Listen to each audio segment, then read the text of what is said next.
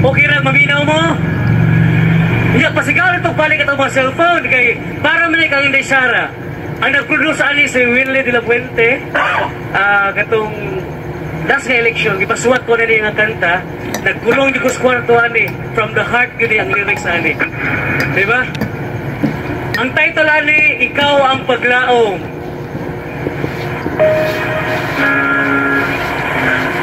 Nanan sa YouTube na ako, day. Search lang MP, Ikaw ang Paglaong. Sa Facebook page, actually, gi-share sa ni Mayor Basti, kagata. Paminawan yung lyrics sa hook sa kasing-kasing. Para sa mga Noipi!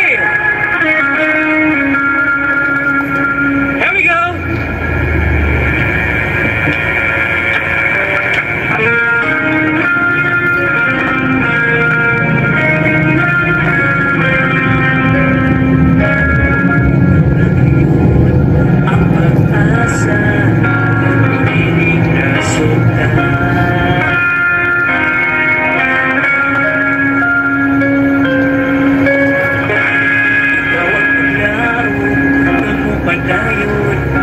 Nasundali Tatay Dino.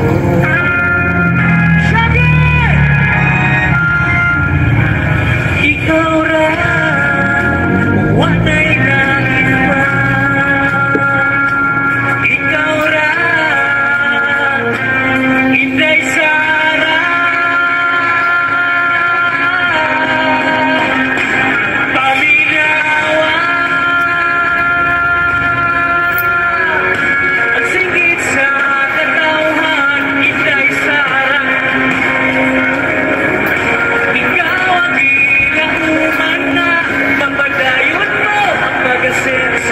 Sa Pilipinas kung ibangga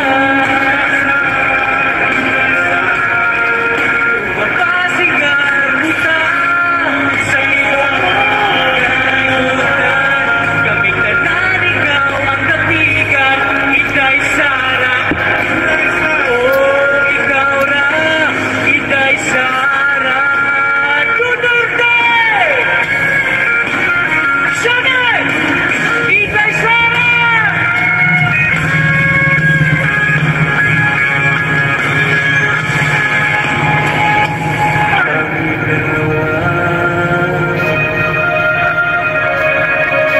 Ang singit sa katauhan, ikaw ra, wag ay lain.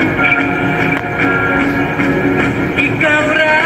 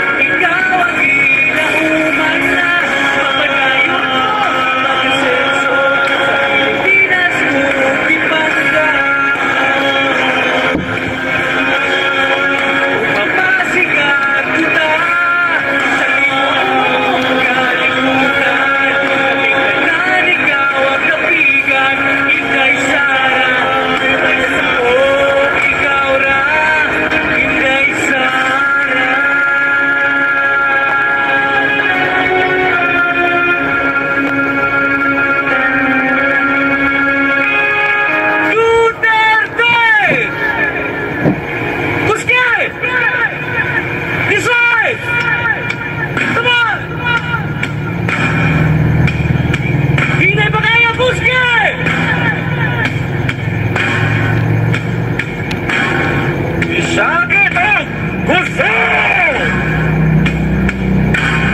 Candidates, 6 of them are officially from PDP Laban.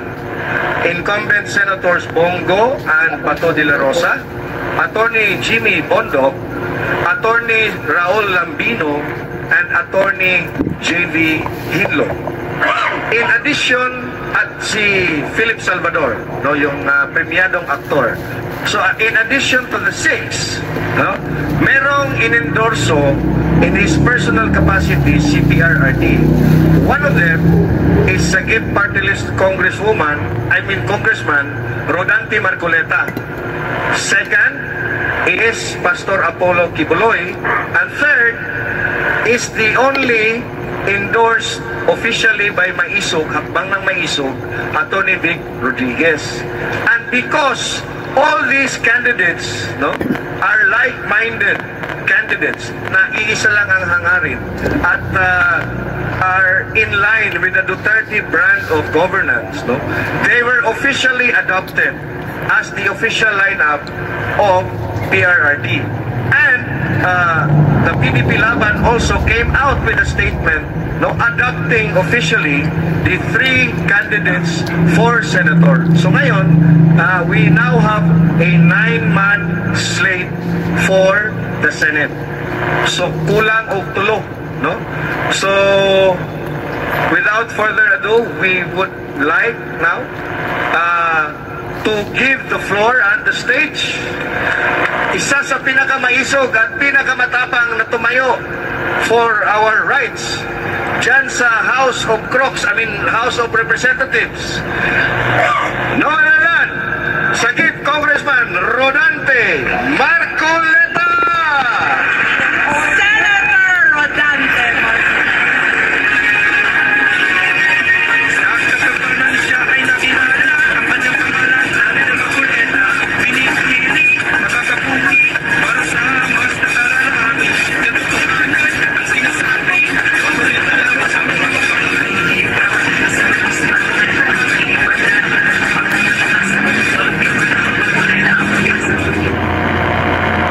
Magandang gabi po sa ating lahat. Gusto ko po kayong makasama ngayong gabi sapagkat alam ko kayong lahat na nandito ngayon ay matatapang. Yes. Kasi po sa House of Representatives, konti na lang po yung matatapang doon. Kaya sana gusto ko silang imbitahin lahat dito para tumapang naman sila. Para ipagtanggol nila ang karapatan ng bawat isang mamamayang Pilipino. Tingnan po ninyo ang nangyari sa akin. Pati hopya po na kinakain ko, inaagaw na nila sa akin. Napakawalang hiya nila. Puro salbahe. Wala naman akong ginawang masama. Sinasabi ko lamang sa kanila, mali po ang ginagawa ninyo.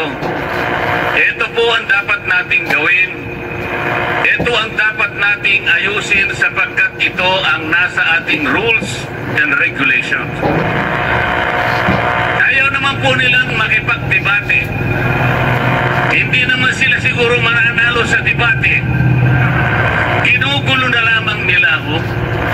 Puro panggugulo. Kaya sabi ko pupunta na lang ako sa Cebu.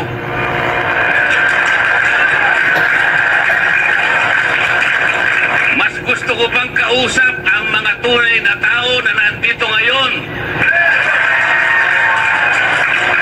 Sapagkat sila, alam nila ang problema ng ating bansa ngayon.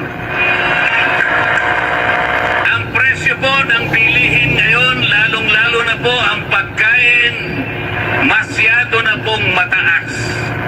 Kawawa na po ang ating mga kababayan, lalo na po yung nasa panig ng mahihirap. Hindi po nakikita ngayon ang problema na yan. Kaya lalong lumubha ang kahirapan korupsyon. Lubog na po tayo sa korupsyon ngayon. Kaya humirap ang ating buhay. Tingnan po ninyo, halos 30% po ng pera ng bayan ay napupunta lang sa korupsyon. Ano po ang epekto nun? Pati education nagsasuffer. Pati public health nagsasuffer. Sinasabi ko po sa kanila ito, ngunit imbes na pakinggan nila ako, itinuring nila akong kalaban nilang lahat. Tinanggalan po ako lahat ng committees sa House of Representatives. Ipinaglalaban ko lang naman na ibaba natin ang presyo ng kuryente sa bansang ito. Tinanggal po nila ako sa Committee on Energy.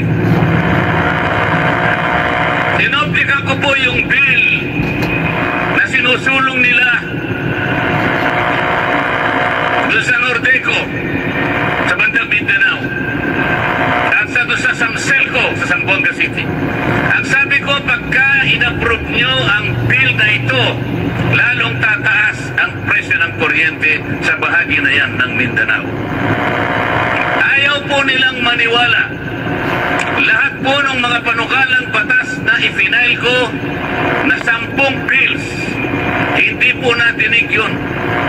Ayaw nila. Wala silang pakialam sa inyong kapakanan. Ang gusto nila siguro, tumaas ang kuryente sa ating bansa. Alam po ba ninyo kung ano yung pinapangunahing layunin ng batas sa kuryente? Ang sabi ng batas, let us ensure the delivery of affordable rates of electricity to every Filipino. Affordable! Sa Bisaya, barato. Barato ba ang presyo ng kuryente sa Cebu?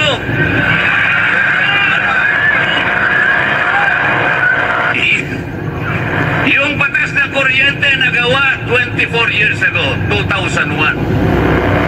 The underlying objective is to bring down the prices of electricity in this country. It did not happen after 24 years. Bakit pa tayo gumawa ng batas kung yung pinakalayunin hindi naman natutupad? Tayo na po ngayon ang pinakamataas ang kuryente sa buong Asia. Yan po ang totoo. Kaya humirap na ng humirap ang ating buhay. Ako dahil ako'y nakikipaglaban sa karapatan at sa katwiran, wala na po akong committee ngayon. Pati po yung aking mga allowances tinanggal na rin po. Pati po yung aking membership sa commission on appointments tinanggal na rin po. Pati po yung mga pinadadaan sa akin na pantulong sa mga may sakit, yung mga guarantee letters na binigay namin, yung mga pondo namin sa ospital, biglang finraise po lahat. Gusto nilang parusahan si Dante Marcoleta. Hindi po ako ang napaparusahan, yung kababayan po nating may sakit na gusto nating tulungan. Ganito na po ang nangyayari sa House of Representatives. Tingnan po ninyo ang nangyari. They impeached the Vice President. 215 representatives of the people signed the impeachment complaint.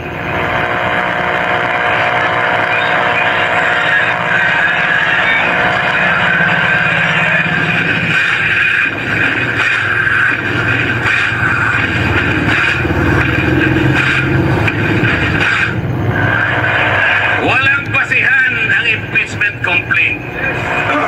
There is no basis for that. Tinangka nilang pusisain yung confidential funds daw ng Vice President. I asked them, okay, kung gusto ninyong umpisahan ang pag-iimbestiga ng confidential funds, bakit ito lamang opisina ng Vice President ang iniimbestiga ninyo? There are more than 400 officers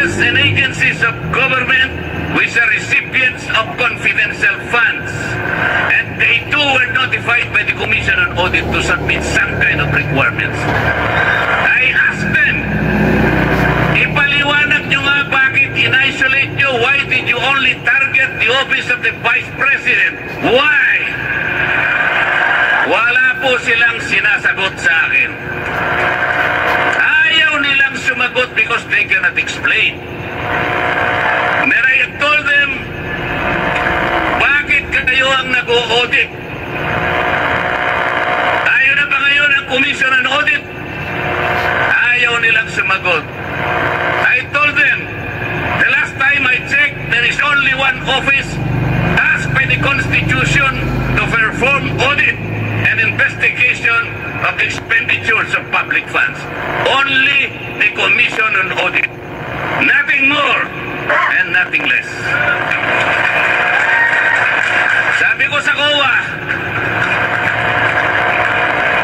Mr. COA, ayaw sumagot ng mga kasama kong magagaling. They cannot probably explain why they usurp your responsibility. Kayo ang sumagot.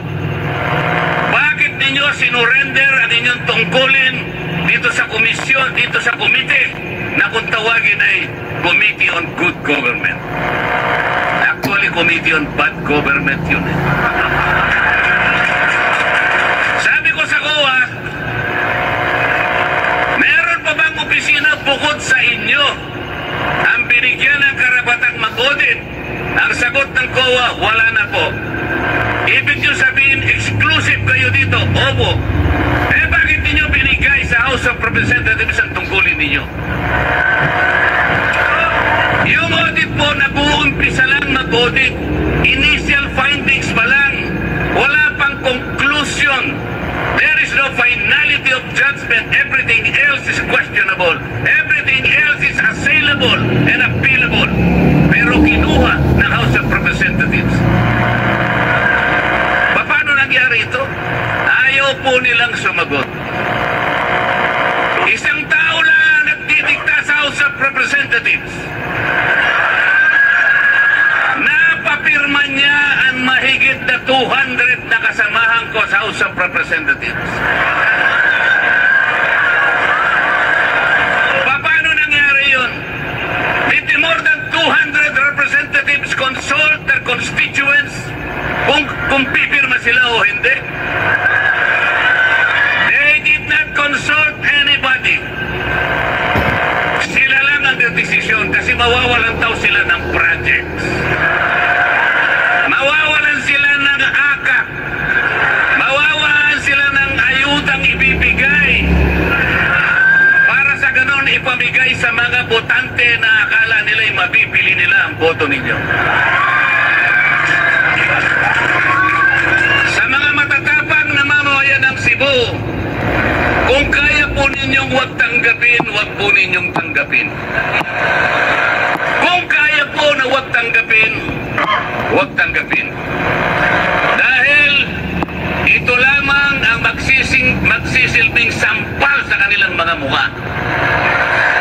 Gusto kong sampalin ninyo ang kanilang mga mukha. Binipili nila kayo, iniinsulto nila kayo. This is not how to serve the people. Hindi ayuda ang gusto ng tao.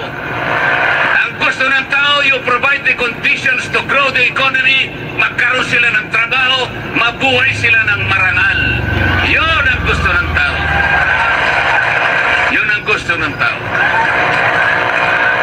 About a month ago, a group of people converged in Luneta and elsewhere in the parts of this country, generating more than 4 million people in that peace rally. That was 1 month ago. Alam po ninyo yan. Ang pakiusap ng grupo na yon, magkaisa ang Pilipino, magkaroon ng kapayapaan para harapin natin ang malalaking hamon at problema ng ating bansa. Ipinakiusap sa rally na yon, huwag tayong mag-awak-watak-watak. Huwag na po nating ituloy ang impeachment sapagkat ito ang simula ng pagkakawatak-watak ng Pilipino. It was a peaceful rally. Nakiusap ang mahigit na 4 na milyong Pilipino. Ito lamang ang paraan para sumulong ang ating bansa. Hindi pinakinggan ang ganong kalaki bilang ng mga tao. The Speaker of the House of Representatives defied the voice of the people. Vox Populi, Vox Dei. The voice of the people is the voice of God. Salus Populi est suprema lex. The welfare of the people is the supreme law. Mga kababayan, ang laki po ng papasalamat ko sa gabing ito sa inyo. Nakatakbo ko ang mga matatapang.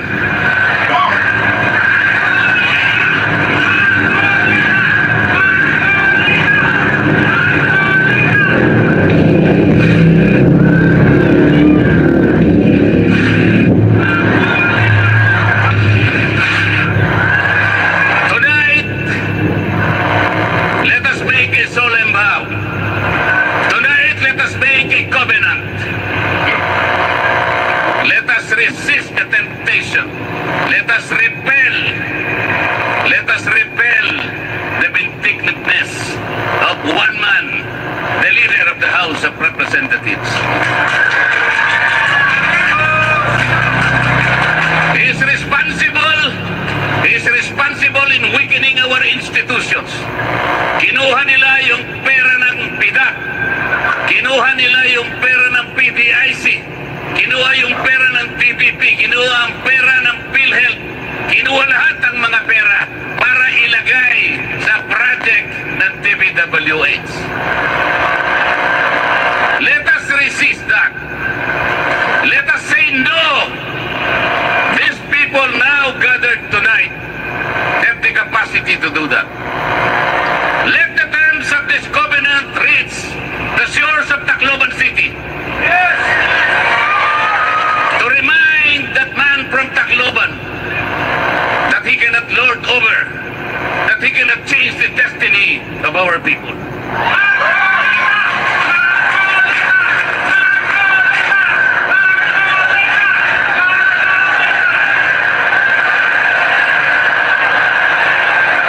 They want to impeach the Vice President because he wants to become Vice President. Hindi po pwede. It cannot be done. It cannot be done. They invented the Quadcom because they want to prosecute the former president. Hindi siya para inquiry in aid of legislation. Wala pong legislation na matino ang ginawa ang Quadcom. For more than 13 hearings, makita po ninyo yung ginawa nilang panukalang batas. Kahit na grade 5 student, pagtatawanan yung ginawang batas. Because it was not really intended to enact laws or to supplement in making laws. It was principally designed to prosecute and persecute the former president. Ganito po ang gusto nilang gawin sa ating bansa. Kapag wala pong tumayo, kaya po kami nandito ngayon. Sinabi na po nung tagapagsalita kanina, meron pong alternative. Meron pong siyam na senatorial sa PDP laban. Iboto niyo po silang lahat. You need people in the Senate to frustrate the impeachment. Kapag ka po hindi kami nakarating doon, they will find the Vice President guilty. Ganun po ang mangyayari. It's a numbers game. Kaya po nakikiusap kami. Please send us to the next Congress. And we will fight for you. We will fight whatever it takes. Para sa inyo po. Kung walang magsasalita ngayon, our country will go to the dogs. Yun po ang mangyayari. Pasensya na po kayo kung medyo masakit po ang sinasabi ko. Pero ang kakapal naman hindi naman yata tinatablad yung mga mukha ng mga tao na yan.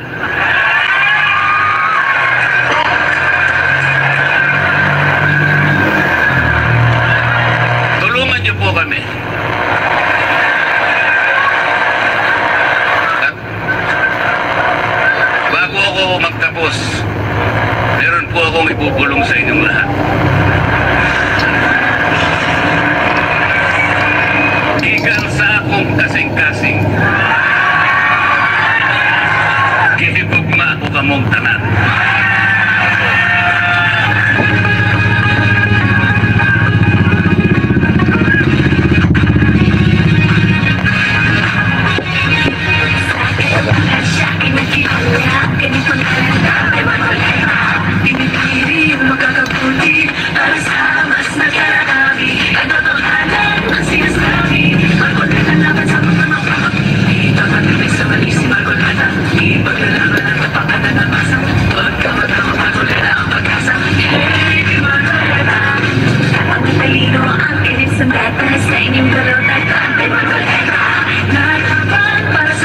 Hello. Oh, kumusta? Kagnaw. Grabe ka baga. Baka Pasko para sa buaya. May lain pa. Mga buhaya nga dako pa ang tiyan kaysa butakal ni John Abines.